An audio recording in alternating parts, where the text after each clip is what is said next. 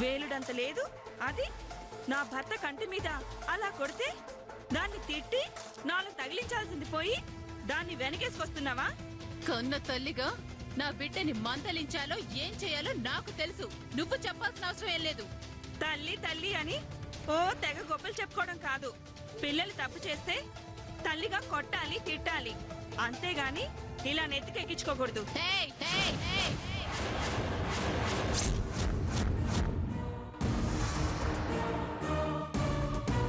తల్లిలా ఎలా ఉండాలో ఏం చేయాలో నీలాంటి దాని చేత చెప్పించుకోవాల్సిన కర్మ నాకేం పట్టలేదు. నోరు మూసుకొని అవతలికి పో. ఏవండి, చూసారా చూసారా మీ భార్యని? అదే సమాజం ముందు మీ అర్థంగా అయిన దాన్ని నన్ను అవతలికి పొమ్మంటుందా? లోనికి పో, లోనికి పో, లోనికి పో, లోనికి పో.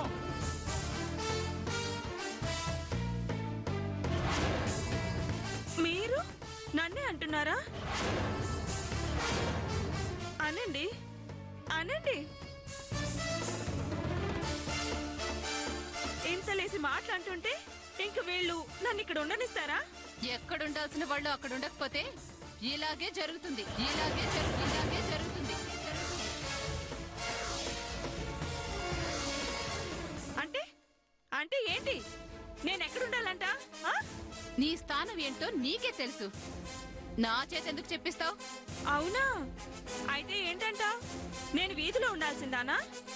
నేను ప్రత్యేకంగా అంటాను దేనికే? నీకే తెలుసు కదా.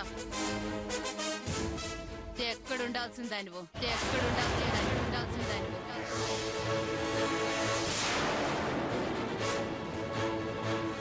ఏమండి, వింటున్నారా? లోనికి పొమ్మన్నానా, లోనికి పొమ్మన్నానా, పొమ్మన్నానా.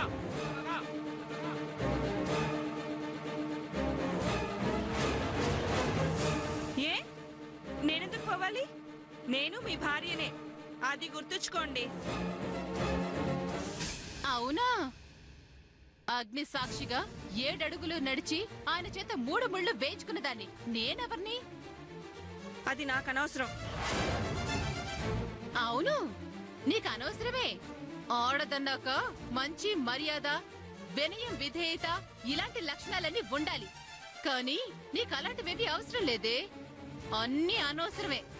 అందుకే ఇంతలా బరి తెగించి ఈ ఇంట్లోకి చొరబడ్డావు. ఇదిగో సంధ్య, మాటలు మర్యాదగా రాని. నేను ఈయన భార్యని. నీలాంటి ఆడదానికి ఓ మర్యాద? నువ్వో భార్యవి. గుడిలో దండలు మార్చుకున్నాం, అది మర్చిపోకు. గాడిదలకు కూడా ఊరేగించే ముందు దండలే వేస్తారు. అంత మాత్రం చేత గాడిద గంగిగోవైపోతుందా? అంటే అంటే నేను గాడిదనా? గాడిదలకైనా కాస్త కూస్త మంచి చెడు ఉంటాయి, నీకవి లేవు. ఇదిగో, ఇంకొక మాట నన్ను అన్నావనుకో అంటాను. ఏం చేస్తావే? సంధ్య, సంధ్య, సంధ్య, సంధ్య.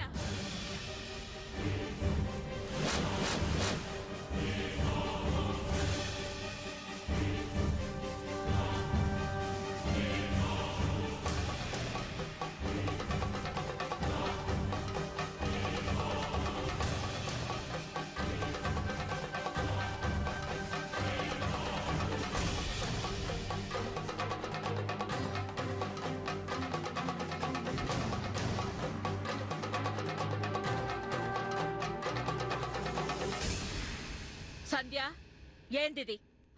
ఏందని అడుగుతా ఉండాను. గీ లొల్లేంది, గీ అరుపులు కేకలేంది? ఇందాకటి నుంచి వింటా ఉండాను. ఆపుతారేమోనని చూస్తా ఉండాను. అసలు ఇది కొంపేనా? అత్తమ్మా, అసలేం జరిగిందంటే మీ అబ్బాయి కంటికి దెబ్బ తగిలిందండి. అది రుక్కు వల్ల తగిలింది. అలా ఎక్కడ పడితే అక్కడ కొడితే ఎలా? పిల్లల్ని మందలించొద్దా, కొట్టొద్దా, మంచి చెడు చెప్పొద్దా అని అన్నానండి. ఇంకే మాట అనలేదండి. దానికే నా మీద యుద్ధానికి వస్తుందండి. నువ్వు ఆడదానివి కాదు, వీధి మనిషివి, గాడిదవి, కుక్కవి అని ఇంకా ఇంకా ఏవేవో అంటుందండి. అయ్యో అయ్యో, ఏంటండి ఇది? దేవత లాంటి దుర్గమ్మ గారి ఇల్లు, మీరావిడ కోడలు, ఇలా అసహ్యంగా మాట్లాడొచ్చా అన్నానండి. అంతే, ఇలా కొట్టడానికి వచ్చేస్తున్నారండి. మీరే చెప్పండి, నేను అలా అడగడం తప్పా అండి? తప్పైతే చెప్పండి, నేను ఆ సంధ్య గారి కాళ్ళు పట్టుకొని క్షమాపణలు అడుగుతానండి. చెప్పండి, సంధ్య గారి కాళ్ళు పట్టుకోనా అండి? అవసరం లేదు.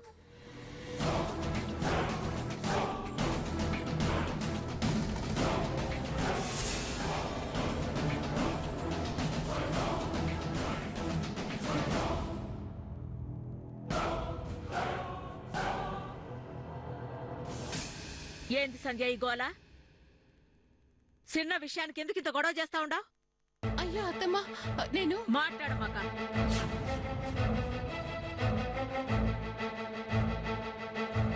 అసలు జరిగినదేంది, నువ్వు చెప్తున్నదేంది? భర్త కంటికి దెబ్బ తగిలితే గా బాధ పోయేదానికి ఏం చేయాలనో ఆలోచించాలా. భార్యగా గా పని చెయ్యాలా.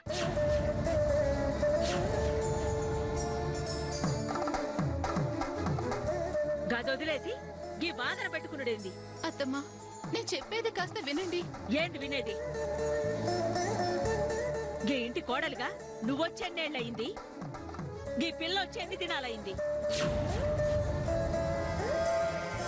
గసొంటిది గీ పిల్ల చేత చెప్పించుకునేంత దిగజారిపోయినావా? నా తప్పేం లేదత్తమ్మా. సాటి ఆడదాన్ని కొట్ట నీకే మీదకు పోతా ఉండవు కదా. గప్పుడే నీ తప్పు ఉండదో లేదో సంజైనది. నన్ను కాస్త చెప్పుకొనివ్వండి అత్తమ్మా. నేనింత చెప్తా ఉండా, ఇంకా నువ్వు మాట్లాడుతా ఉన్నావంటే జరిగిన దానిలో నీ తప్పు ఏమాత్రం ఉన్నదో తెలుస్తానే ఉంది.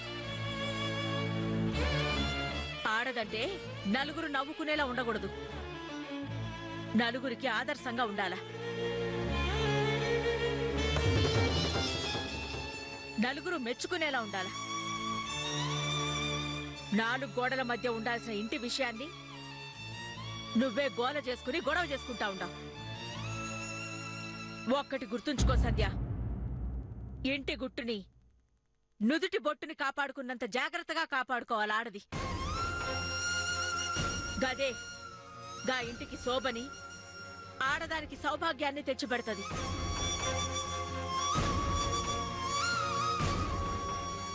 ఇందులో నేను చేసిన తప్పేంటత్తమ్మా? గింత వివరంగా చెప్పినాక కూడా ఇంకా మాట్లాడుతున్నావేంది?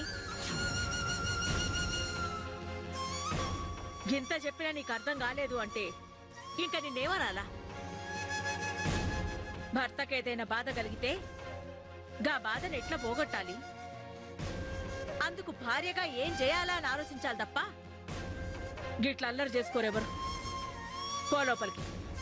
అత్తమ్మా, నేను పొమ్మని చెప్తా ఉండగా పో.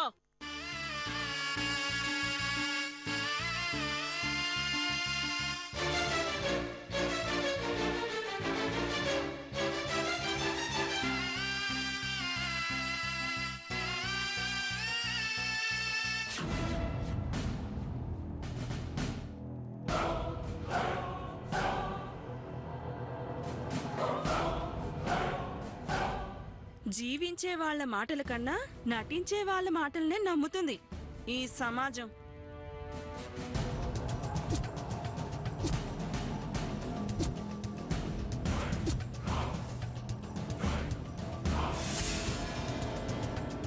ఈ ఇంటికి దుర్గమ్మ తర్వాత వారసురాల్ని నేనే నేనే నేనే.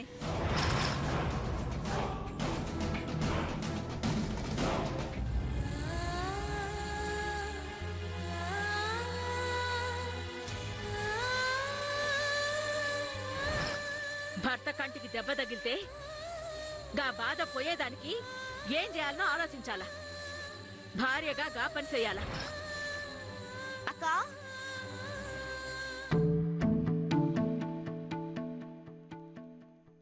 అక్క, ఏం కావాలి పద్దు? అక్క, ఏమైంది? ఎందుకిలా ఉన్నావు? ఏం లేదే, నీకేం కావాలో చెప్పు. మళ్ళీ ఏం జరిగిందక్క? బావగారు ఏమైనా అన్నారా?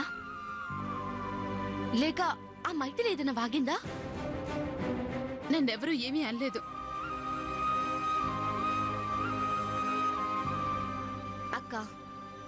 ఏదో జరిగింది.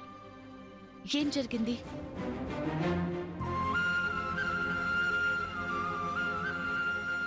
పద్మావతి,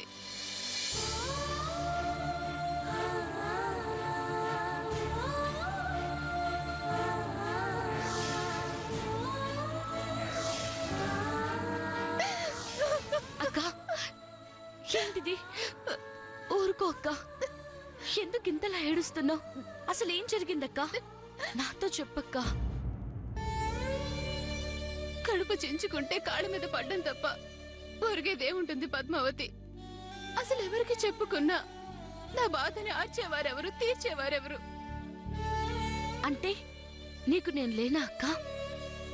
విషయం ముదిరి పరిస్థితులు చేదాటిపోయాక నువ్వు కాదు కదా, ఆ భగవంతుడు కూడా ఏవి చేయలేడు. ఇక నా బతుకింతే, నా జీవితం ఇంతే. నాకు మిగిలింది రెండే: భరించాలి లేదా చావాలి. అక్క, ఈ పద్మావతి ఉండగా అలాంటి పరిస్థితి నీకు రాదక్కా. చెప్పాగా, ఇక మన చేతుల్లో ఏమీ లేదని, మన చేతల్లో ఏవీ కాదని. అని నీకు నువ్వు అనుకుంటే ఎలా? ఇలా అనుకోక ఎలా అనుకోను? అక్కను చేర్చుకోవాల్సిన అత్తమ్మే దాని ముందు నన్ను నానా మాటలు అంటుంటే ఎవరు మాత్రం ఏం చేయగలరు పద్మావతి? గేందే ఇంకా తిండి తినకుండా గీడ ముచ్చట్లు పెట్టుకున్నారేంది? ఏమైనాది? బామ్మ, నువ్వుండు. చెప్పక్క, అసలు మళ్ళీ ఏం జరిగింది? అత్తమ్మ నిన్ను ఏమంది? ఎందుకంది? చెప్పక్క.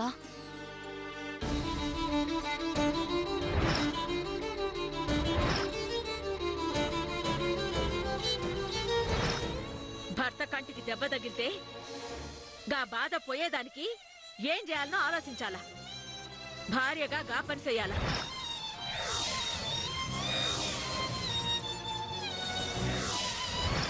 నా తప్పేం లేదత్తమ్మా. సాటి ఆడదాన్ని కొట్ట నీకే మీదకు పోతా ఉండవు కదా. గప్పుడే నీ తప్పు ఉండదో లేదో సంజైనది.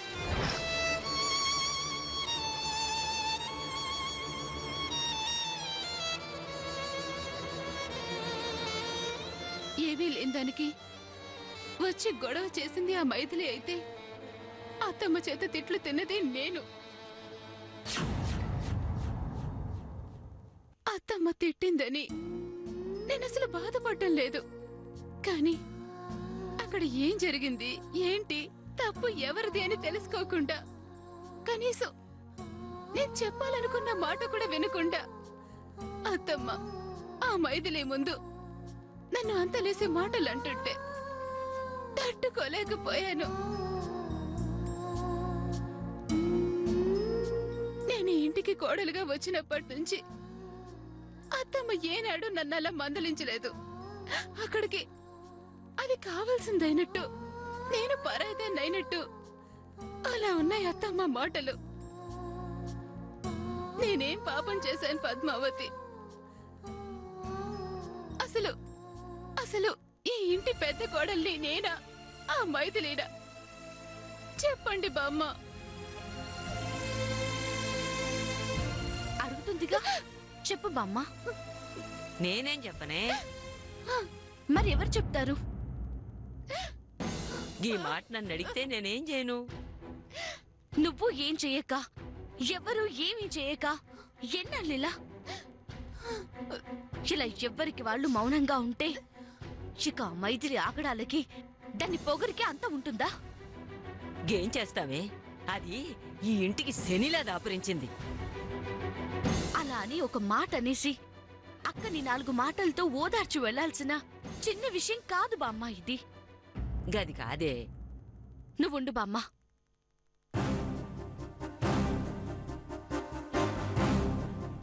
అక్క, శని పట్టింది అంటున్నా. ఏలినాటి శని పడితే గుడికెళ్ళి శనీశ్వరుడికి తైలాభిషేకం చేసి ఆయన్ని ప్రసన్నం చేసుకుంటాం. ఆ శనీశ్వరుణ్ణి వదిలించుకునే ప్రయత్నం చేస్తాం, అవునా కాదా? అంత పెద్ద శనీశ్వరుణ్ణి వదిలించుకునే ప్రయత్నం చేయగలిగినప్పుడు ఈ ఇంటికి పట్టిన ఆ మైథిలి అనే పీడని వదిలించుకోలేమా? పిచ్చి పద్మావతి, అసలు అసలు అత్తయ్య దాన్ని నెత్తి మీద పెట్టుకొని దాన్ని వెనకేసుకొచ్చి మాట్లాడుతోందంటే ఎవరే చేయగలరు? విన్నావుగా మా అమ్మ, అది అది మీ కోడలి పరిస్థితి. పాపం అదేం చేస్తుంది? ఈ మాట కోడలి మీద ప్రేమతో అంటున్నారా, మీ కోడలి మీద వేలెత్తి చూపిస్తున్నామని అంటున్నారా బామ్మ? గదేం కాదే, గా యాద్గిరిగాడు చేసిన పనికి పాపం దుర్గా దిగమింగుకోలేక బయటికి కక్కలేక ఎంతగా బాధపడుతుందో నాకు తెలిసే. అలాంటిది పాపం గదేం చేస్తుంది? ఈ విషయంలో అత్తమ్మ ఇప్పటికిప్పుడు ఏమీ చేయలేకపోవచ్చు. ఆ విషయంలో అత్తమ్మని మేము అర్థం చేసుకుంటాం. కానీ అయిన దానికి కాని దానికి ఆ మైథిలి విషయంలో అత్తమ్మ ఎందుకు ఇలా మాట్లాడ్డావు? పాపిష్టిది, గా మైథిలి అంత గోల చేస్తుంది మరి. అది గోల చేస్తుందని, రాద్ధాంతం చేస్తుందని దాని మాటలు విని దాని దొంగ చేష్టలు నమ్మి ఇంట్లో వాళ్ళని తిట్టడం ఏంటి బామ్మ? అసలే తనకో సవతి ఇంట్లో దాపరించిందని సంజయ్కు ఒక పక్క బాధపడుతుంటే తనను ఓదార్చాల్సిన అత్తమ్మే అక్కని దాని ముందు ఇలా తిట్టడం తప్పు కాదా? అది దానికింకా ధైర్యం ఇస్తున్నట్టు కాదా? అత్తమ్మే దాన్ని ఆ రకంగా సమర్థించినట్టు మాట్లాడితే దానికి కొమ్ములు రావా? ఎంతకాలం నుంచి ఈ ఇంటి కోడలుగా ఉంటూ ఈ ఇంటినే నమ్ముకునొచ్చిన సంజకని పక్కన పెట్టి ఆ దిక్కుమాలదాన్ని అక్కను చేర్చుకోవడం ఏ రకంగా న్యాయం బామ్మ? అత్తమ్మనే దైవంగా భావించే అక్కకి ఎందుకిన్ని కష్టాలు? అత్తమ్మే దాని విషయంలో అలా మాట్లాడితే బావగారు కూడా ఆ మైథిలి వైపు మొగ్గరా? ఆయనలా దాని వైపు మొగ్గితే ఆ తర్వాత సంజక్క పరిస్థితి ఏంటి? తనకి ఇంట్లో ఉన్న స్థానం ఏమిటి? అసలు అసలు తన బతుకు అర్థం ఏమిటి? నువ్వు చెప్పేది మాట్లాడేది గంతా నిజమేనే. నేను ఒప్పుకుంటాను, ఒప్పుకొని తీరతాను కూడా. ఒప్పుకోవడం కాదు బామ్మ, తక్షణం ఆ మైథిలి ఇంట్లో నుంచి బయటికి పోవాలి. సంజక్కకి న్యాయం జరగాలి. పద్మావతి, అసలే అత్తమ్మ నీ మీద చాలా కోపంగా ఉంది. అది చాలక నా విషయంలో తలదూర్చి అత్తమ్మ దృష్టిలో ఇంకా ఇంకా ఎందుకు చెడ్డదానివి అవుతావు? నువ్వుండక్క, మధ్యలో మాట్లాడుకో.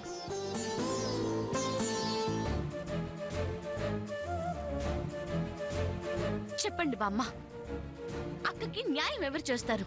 ఓ పని చేయవే, ఇప్పుడు నన్ను అడిగిన ప్రశ్నలన్నీ నువ్వే దుర్గను అడుగు. నేనా? అవును, నువ్వే. నువ్వైతే బాగా తెలివిగా అడుగుతావు, చదువుకున్న దానివి కదా. ఎక్కడ ఎంత మోతాదులో మాట్లాడాలో నాకన్నా నీకే బాగా తెలుసు. అడుగుతా. అలా అడగడంలో నాకే అభ్యంతరం లేదు బామ్మ.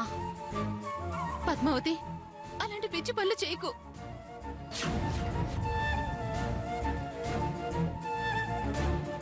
ఎవరో ఒకళ్ళు పునాది వేయకపోతే ఇల్లు కట్టేది ఎలాగే? పద్మావతి, నువ్వెళ్ళి అడగవే, నీ వెనక నేనుంటాను. పద, ఇప్పుడే అడిగేద్దాంరా. బామ్మ, ఒక మాట అంటాను, ఏమీ అనుకోవు కదా? ఏంటి? అసలు అసలు మీరు పెద్దవాళ్లేనా? లేకపోతే ఏంటి బామ్మ? చిన్నవాళ్ళం, మేమేం చేయలేకపోతున్నామని బాధపడుతుంటే పెద్దవాళ్ళయ్యుండి ఈ విషయంలో నా కోడలతో నేను మాట్లాడతాను, సంధ్యకి న్యాయం చేస్తానని ఒక్క మాటైనా అన్నారా మీరు? మధ్యలో నేనేం చేశానే? మీరు ఈ ఇంటికి పెద్ద దిక్కా కాదా? అవును, నేను ఈ ఇంటికి పెద్ద దిక్కునే. ఆ, పెద్ద దిక్కు, పెద్ద దిక్కు. పెద్ద దిక్కులా ఉండి తమరేం చేస్తున్నారు? నేను పెద్ద దిక్కుని, నాకు పెద్ద దిక్కు ఉందని గొప్పలు పోవడం కాదు. అలా వెళ్ళి మీ కోడలతో ఒక అత్తగా గట్టిగా మాట్లాడండి. దుర్గా, ఏందిది? నువ్వు చేస్తుంది ఏమైనా బావుందా? నిన్ను అడిగేవాళ్ళు లేరని నువ్విట్లా చేస్తున్నావా అని అడుగు. ఆ మైథిలిని ఈ ఇంట్లోకి తెచ్చే ముందు నన్ను ఒక మాట అడిగినవా? అది ఈ ఇంట్లో ఇంత గోలగోల చేస్తుంటే ఎందుకు దాన్ని వెనకేసుకొస్తున్నావు? నీ పద్ధతి మార్చుకో అని అత్తమ్మగా మీ కోడల్ని నిలదీయండి.